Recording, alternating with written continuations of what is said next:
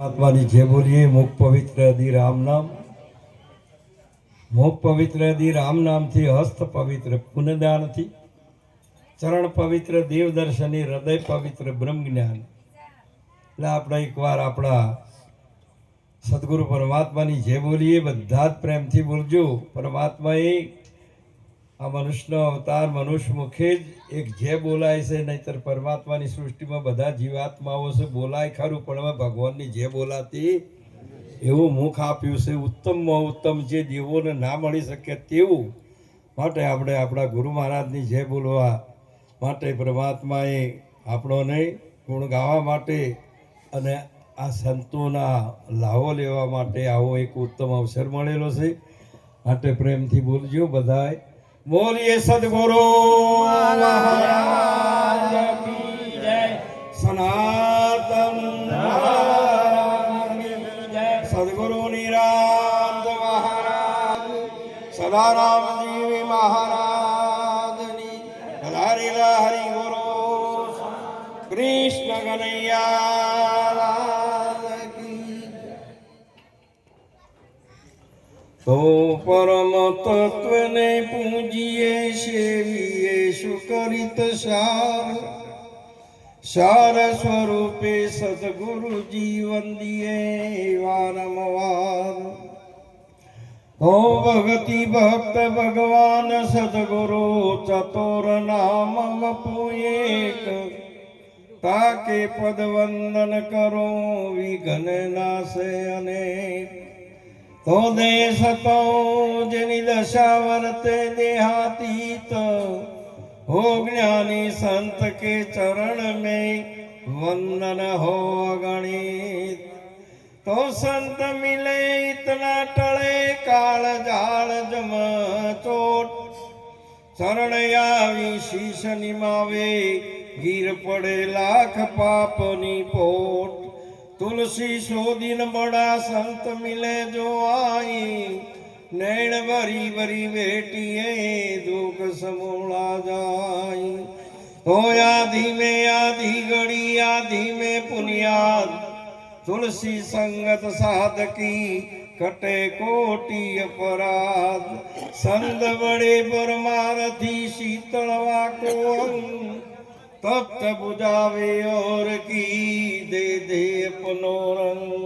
संत जाको कीजिए दुबे दुभावे नाही, आ फल फूल तोड़े नहीं रेवे बगीचा माई. सियावर रामचंद्र की जय, सदगुरु भगवान की.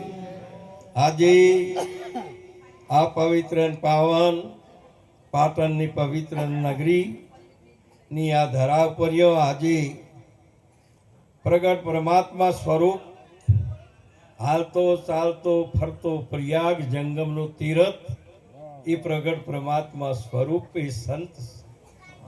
અને એ આજે આ પ્રયાગ આ પાટણની નગરીની અંદર આ ધરા ઉપર તમામ સંતોને જે તેડી, જે તન મન ધનથી મન વચન ક્રમથી જે લાવો લીધો, એવા ગુરુ મહારાજની કૃપાના પાત્ર ભક્તરાજ શ્રી ગણો, સંત શ્રી ગણો એવા ચંદનજી, એમના પરિવારે આજે તન મન ધનથી મન વચન ક્રમથી જે તમામ સંતોને તેડીને જે લાવો લીધો તે બદલ કોટી કોટી વંદન.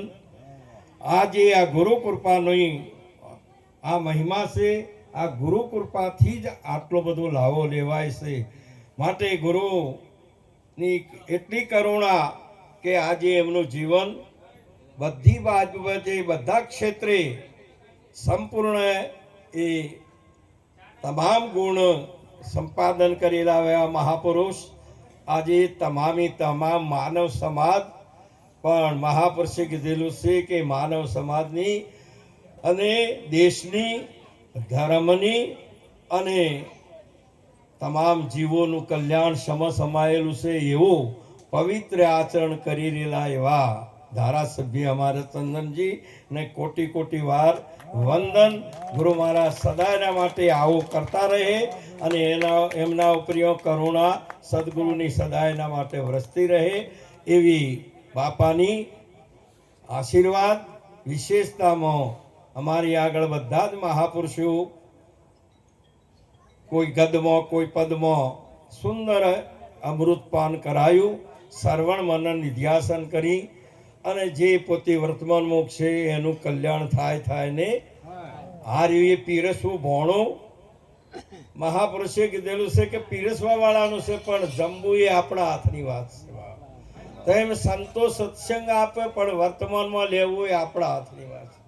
અને આ એક જ એવો અવસર પરમાત્માએ આપ્યો છે કે મનુષ્ય દેહ એટલો બધો ઉત્તમ આપ્યો છે કે આ અવસરીએ જ તમે પરમાત્માની પ્રાપ્તિ કરી શકશો. બીજો કોઈ એવો અવતાર છે આ દેવોને દુર્લભ એવો પરમાત્માએ આવો 5 કર્મ ઇન્દ્રિય 5 જ્ઞાન ઇન્દ્રિય ચતુષ્ટ અંતઃકરણ સહિત આવું વિશિષ્ટ ચેતન સાધન આ દેહમાં હું કોણ, વિશ્વ નિયંતા પરમાત્મા કોણ, એ જ્ઞાન મેળવવા માટે, એ પરમાત્માને મેળવવા માટે એવો એક જ આવો અવસર છે, આવો અવતાર એક જ આપ્યો, આવો એક જ પરમાત્માએ આપ્યો છે. જો આ પળ જઈ પળ ફેર હાથ નહીં આવે મૂર્ખ મોઢ ગુમાર.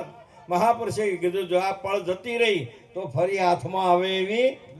પરંતુ આજે આવા સંતો ને તેડી આ ફરતો પ્રયાગ આજે જ્ઞાન ગંગાના આજે પોતાના દ્વારે જેમ ભાગીરથજીએ ઉતારી હતી તેમ આજે ભાગીરથજીનું કાર્ય આજે અમારા ધારાસભ્યશ્રીજીએ અને પરિવાર અમારે મહાન બોનબા એટલા બધા પ્રેમી, એટલા ભાવથી, એટલો બધો સાથ સહકારથી આવો એક યોગ મેળવ્યો તે બદલ એમને કોટી કોટી વાર વંદન. અમારે આ બધા જ મહાપુરુષો આજે પધારીને આપણને મહાપુરુષે કીધેલું છે કે સંતનો આશીર્વાદ એ તો દુર્લભ છે, પરંતુ આપણા ઉપર એમની દ્રષ્ટિ પડી જાય ને તોય આપણા પાપોનો નાશ થાય ને. હંસા નેણો ઠરે નો ભી હશે જેના દર્શનથી, જેનો સૂર્ય ઉદય થાય ને અંધકારનો નાશ થાય તેમ સંતનું જો દર્શન થઈ જાય તો અનંત જન્મોના પાપનો એક પળની અંદર નાશ થાય છે ને.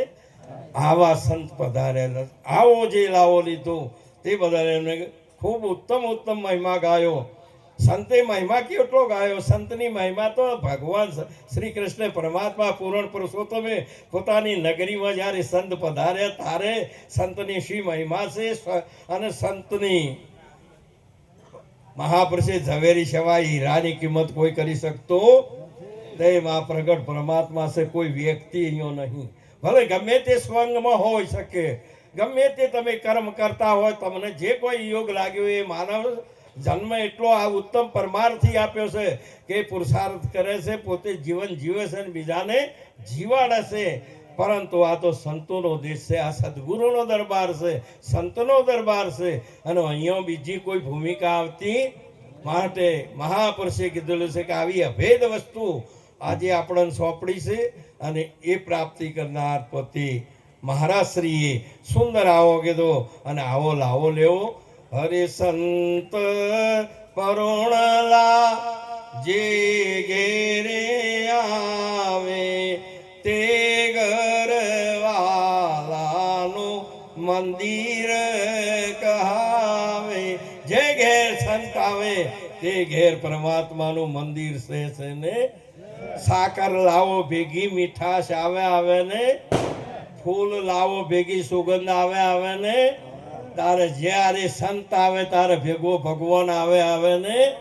એમાં કોઈ હમણાં સુંદર વાણીમાં ગાયું તો જે ઘેર સંત આયા તે ઘેર સાહેબ આયા. સાહેબ કે ઘર સંતન કી માય, સંત સાહેબ કુછ અંતર નહીં.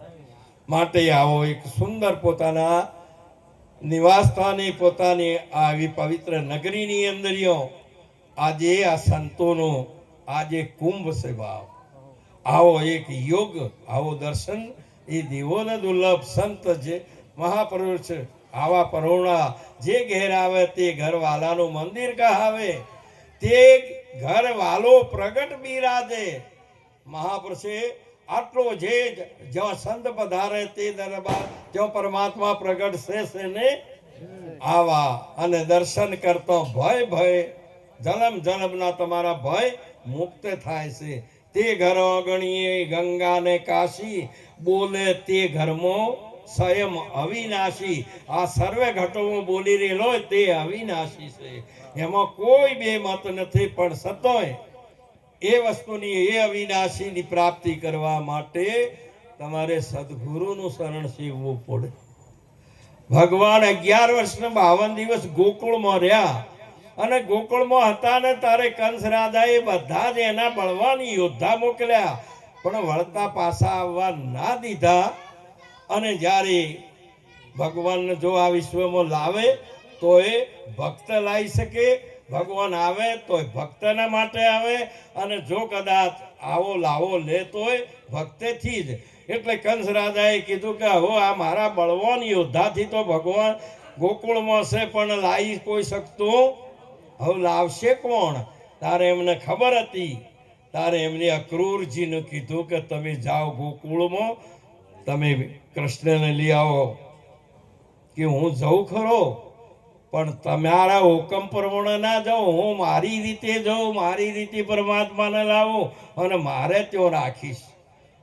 કંસ રાજા કે તમે ભલે ને એ તમારી રીતે રાખજો, એને ખબર કે હું આયા ચેડી ચો જશે. આવો પરમાત્મા ગોકુળનું આવું કાર્ય કર્યું. તારે બધા જ ગોકુળવાસીઓ કે એ પ્રભુ અમને છોડીને જતા રહેશે, પ્રભુ છોડીને જતા રહેશે. કૃષ્ણ કે આ બધા પ્રભુ પ્રભુ કરે છે, પણ તો હું પ્રભુ શું કે રીતે? આ બધા પ્રભુ પધારો પ્રભુ, આ અહીંયા આપણે કહીએ આવો રામ રામ, આવો પ્રભુ, જય ગુરુ મહારાજ, આ બધું જ શબ્દો એ સત્ય છે, પણ શોષી રીતે. ભગવાન વિચાર્યું કે હવે આ રીતે હવે એમને તો પૂછાય ને કે તમે મને પ્રભુ કહો છો, હું શી રીતે છું? એમને નક્કી કર્યું કે ગુરુદ્વારે જાઓ, અને ગુરુજી જે બોલે ગુરુ વાક્ય જનાર્દન, ગુરુ મહારાજનું વચન એ સત્ય છે, એ કેવલમ. કૃષ્ણ પરમાત્મા ગુરુ દુર્વાસાજીના દરબારની અંદર સંતોનો અને સત્સંગ થતો તો કૃષ્ણજી પ્રવેશ કર્યો, અને દુર્વાસાજીની દ્રષ્ટિ પડી. ઓહો, પધારો પ્રભુ પધારો. હાય પ્રભુ શું એ ચોક્કસ ગુરુમુખે બોલાઈ ગયું છે. શું ખરા, પણ હજુ સી રીતે શું એ ખબર નક્કી થઈ ગયું કે શું એ તો ચોક્કસ, પણ હવે શું કઈ રીતે એ ખબર.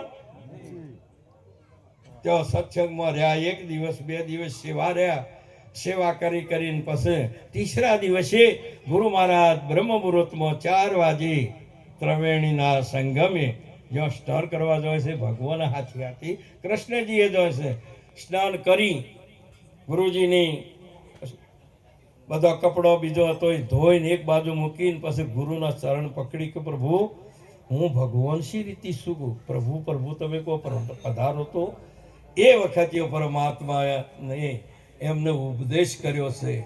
છના ઉપર પરાગવડના એક પોદડા ઉપર,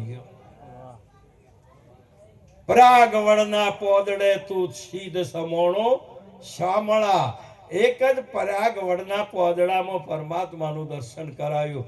તેમ આ વિશ્વ એક પરાગવડ છે, અને આ મનુષ્ય દેહ રૂપી એક પોદડું છે, અને આ પોદડે પત્તો લગાડી આલ્યો કૃષ્ણ ગુરુજીએ. કૃષ્ણ કનૈયા બોલે. એ બીજો નથી, પરમાત્મા છે પોતે, પણ અજ્ઞાની અને વાદળા શેટે શેટે પોતે. આ મહાપુરુષે કીધું એ વાત સત્ય છે. માટે આજનો પ્રસંગ અમારે રમીલાબા અને સંત શ્રી ચંદનજી પોતાના દ્વારે આવા સંતોને સંતોને તેડી શકે છે. ભલે થાય જે પદ કોઈ આપ્યું છે એમને મળ્યું છે, એ સેવાનું મળ્યું છે. એ ગુરુનો આશીર્વાદ હતો કે કદાચ આ તો બધી કરો છો, પણ સમાજની અને દેશની પણ સેવા કરવા માટે ગુરુના આશીર્વાદથી એ પદ પણ એમને સોંપેલું છે. માટે એ સદાયરા માટે સેવા કરે છે અને કરતા રહેશે. અને આવા પ્રગટ પરમાત્મા સ્વરૂપ આંખ મારી ઉઘડે ત્યો સીતારામ દેખું. બસ આટલી જ વાત. ખાલી વાણીમાં જો કહો તો મેળ પડે એવો, પણ જો પરમાત્મા દેખાઈ જાય, નરસિંહ મહેતાજીએ એ જ કીધું કે આંખ મારી ઉઘડે ત્યો સીતારામ દેખું. બસ એક જ વાત કરી બાપ. હમણાં મહારાજશ્રીએ સુંદર એક વાયા બોલ્યા હતા, જેને સંત સમાગમ સાચો થયો તેના અંતરનો અંધકાર ગયો. એના ત્રણ દોષ તેમાંથી ટળી ગયા. જેના દિલના દોષ નથી ટળ્યા તેને પ્રભુ શીટાશે. જેની વચન ગુરુજીના ગળ્યા તેને વાલો ભેટ્યા છે. માટે આ વચનની મહિમા છે. માટે આ રેણીનો પ્રતાપ છે, રેણીનો પ્રકાશ છે. ઉપદેશ બધો ને હરખો છે. પરમાત્માએ મનુષ્ય જન્મ સરખો આપ્યો છે અને પુણ્યનો પ્રતાપે આપ્યો છે. જે ઉત્તમ કોટી જન્મના પુણ્યના પ્રતાપે આ મનુષ્યનો અવતાર મળ્યો છે. એ વાત પણ બરાબર છે. અહીંયા ગુરુનો ઉપદેશ પણ બરાબર છે. કોઈ એવું નથી કે એને ગુરુ મહારાજે ઉપદેશ સત્ય નહીં આપ્યો, પણ આવો પ્રકાશ છે એ રેણીનો. રેણી રાખો રામની કરણી રાખો શુદ્ધ, અજ્ઞાની પણ ઓળખે આ રસનાયના દૂધ. મહાપુરુષે રેણી તો કેણી કબૂલ, સંતો રેણીમાં છે રામ. રેણી જો હોય તો બરાબર બોલો, એવું વર્તી શકતા હો તો બરાબર છે. નહીતર મહાપુરુષે કીધું વર્તવાની કોશિશ કરવી ને કરવી. એ જ ગુરુનો આદેશ. સંતોના સંગમાં જવાથી આપણા દોષ જતા રહેશે. દર્પણમાં મોઢું જોવાથી આપણા જો મુખારવિંદ ઉપર જે કોઈ ડાઘ પડ્યા હોય આપણે ધોઈ શકીએ છીએ. તેમ અલગ પુરુષની આરસી સંત પુરુષ કી દે, અલગ પુરુષ કો ઈચ્છો તો ઉનમે લિખ લે. સંતમાં દર્શન કરી લે બાપ. એમાં નારાયણ છે ને આવો યોગ આજે મેળવ્યો. આ જંગમનું તીર્થ ફરતો પ્રયાગ પરમાત્મા સ્વરૂપ તમામ સંતોનો આજે આ લાભ પહોંચમના દિવસે મહાપુરુષે કીધું કે આપણને દર્શનનો યોગ એકી હાથી.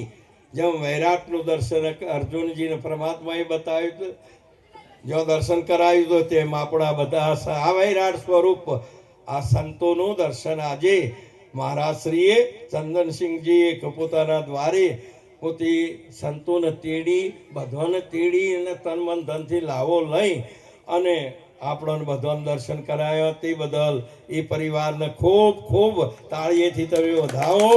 અને આટલું કઈ મારી વાણી સંતોના ચરણમાં વીરમું છું. બોલો કૃષ્ણ કનૈયા. અને એટલું કહીને પાછો હું તો આપના